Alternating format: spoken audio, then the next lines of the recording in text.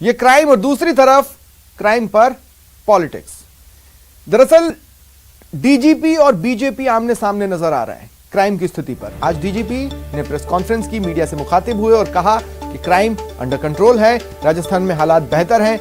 DGP के इस बयान के बाद बीजेपी भड़क गई। गुलाबचंद कटारिया और सतीश पूनिया ने प्रहार किए। डीजीपी के आंकड़े सच्चाई से परे हैं। आपको बता दें कि हाल ही में सतीश पूनिया ने कानून व्यवस्था को लेकर प्रेस कॉन्फ्रेंस की थी। आज डीजीपी ने प्रेस कॉन्फ्रेंस की और जिसके बाद बीजेपी डीजीपी पर हमलावर हुई।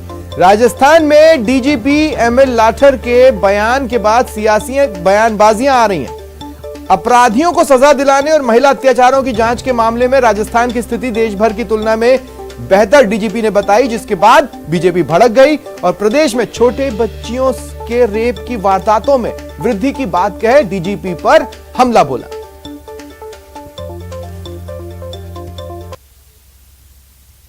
ऑल इंडिया लेवल पर क्राइम अगेंस्ट वुमेन का जो पेंडिंग परसेंटेज है, जो इन्वेस्टिगेशन लंबित रहता है, वो 34% है।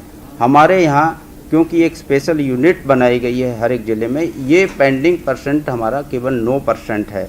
वो इस यूनिट का ही फ़ायदा है कि डिस्पोजल में गति आई है। इसके साथ साथ मैं आपको निवेदन करूं कि आपको ध्यान होगा कि राजस्थान में rate of conviction all India level जो है वो 23% है।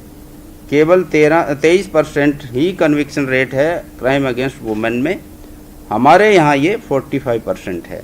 इन पिछले साल में जो महिलाओं के साथ जो घटनाएं घटी है, वो हिंदुस्तान में आपको नंबर 1 किस आधार पे दिया है? क्या वो आंकड़ा या तो केंद्र सरकार का गलत है, और मैंने जो फिगर आपको दिए हैं उसको आप झुठला सकते हो क्या? मैंने आंकड़ों के साथ आपके 2020 के और 2021 के रेप की घटनाएं 25% बढ़ी कि नहीं बढ़ी, इसके बारे में मुझे फिगर के साथ बता देना। इस तरीके से इस पूरे कालखंड में सरकार की विफलता का कोई एक कारक है तो प्रदेश की कानून व्यवस्था और बढ़ते हुए अपराध हैं। उन अपराधों के बारे में इस तरीके के आंकड़े मुख्यमंत्री जी भी कई बार प्रसारित करते हैं। वो पीठ भी थपथपाते हैं कि हमने एफआईआर को अप्रिशिएट किया है और इस वजह से ये आंकड़े बढ़े हैं। लेकिन एफआईआर के आंकड़े बढ़ने में और अपराध के घटित होने में और उस अपराध पर घटित अपराध पर कार्रवाई होने में, इन तीनों पक्षों में ही फर्क है। मसला ये है कि राजस्थान में यदि ठीक तरीके से विश्लेषण किया जाए और जिस तरीके की घटनाएं थी, उन घटनाओं के बारे में एक बात साफ नजर आती है कि कानून व्यवस्था ये राजस्थान सरकार की प्राथमिकता में नहीं है। और ज्यादा जानकारी के लिए बात करेंगे सहयोगी सौरभ से। सौरभ, देखिए आंकड़ों के साथ होता क्या है ना, जिस आंकड़े को जो भी देख रहा हो वो उसे अपनी निगाह और अपनी नजरों से देख सकता है।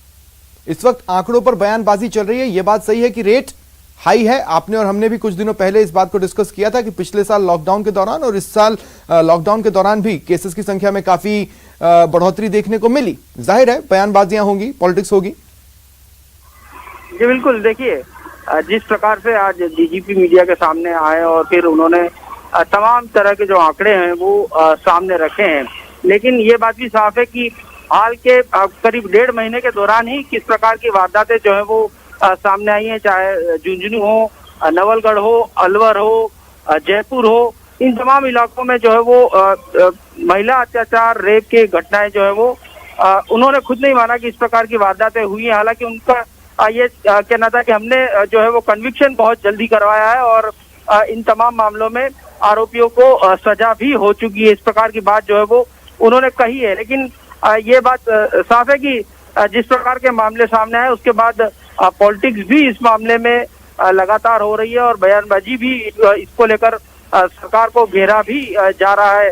लेकिन एक बात और भी जो महत्वपूर्ण बात उन्होंने कही कि रेप के जिस प्रकार के मामले सामने आ रहे हैं उनमें ज्यादातर मामले जो है वो झूठे होते हैं और उसमें कई तरह से जो आरोप लगते हैं। मैं कुछ पलों के लिए सौरभ आपको रोक रहा हूं। इस वक्त मंत्री प्रताप सिंह खाचरियावास जी मेरे साथ फोन लाइन पर हैं।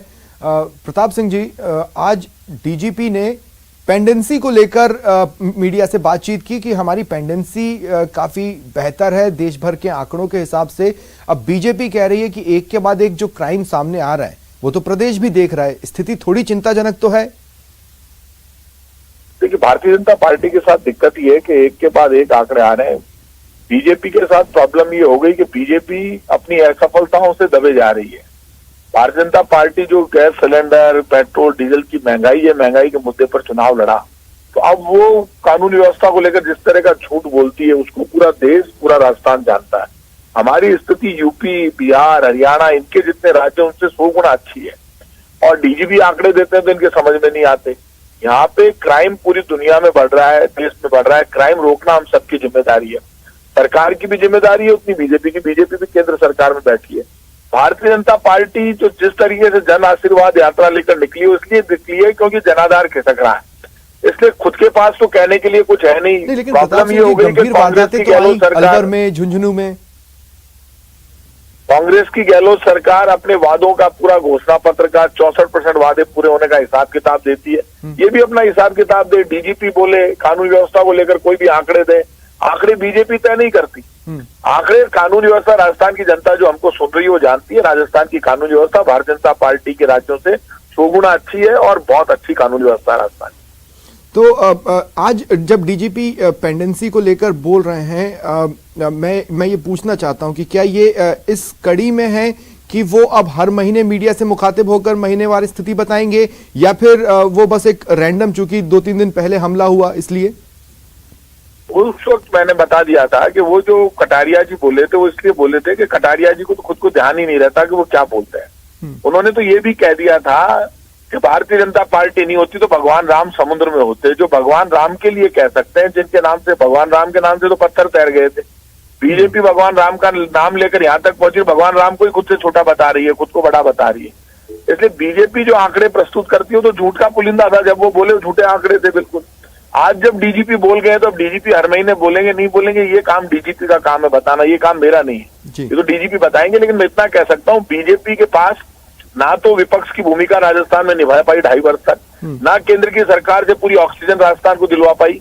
लोगों की मौतें हो रही थी, ऑक्सीजन ये दे नहीं पाए। और जब कोरोना से लोग मर रहे थे तब पेट्रोल, डीजल और गैस सिलेंडर के दाम बढ़ाकर हिंदुस्तान की जनता को महंगाई से मरने के लिए मजबूर कर रहे थे। पूरा देश महंगाई, बेरोजगारी से जूझ रहा है। इस वक्त तो बीजेपी को आगे बढ़कर जिस तरह गांव में यूपीए सरकार ने उस वक्त महात्मा गांधी रोजगार गारंटी कानून लागू किया, उसी रोजगार गारंटी कानून के कारण आज गांव में लोगों को रोटी तो मिल रही है, रोजगार तो मिल रहा है।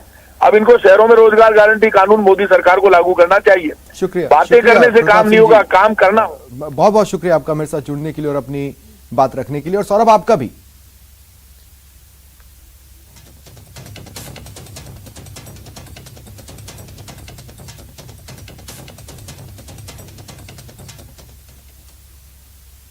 और वक्त एक ब्रेक का है।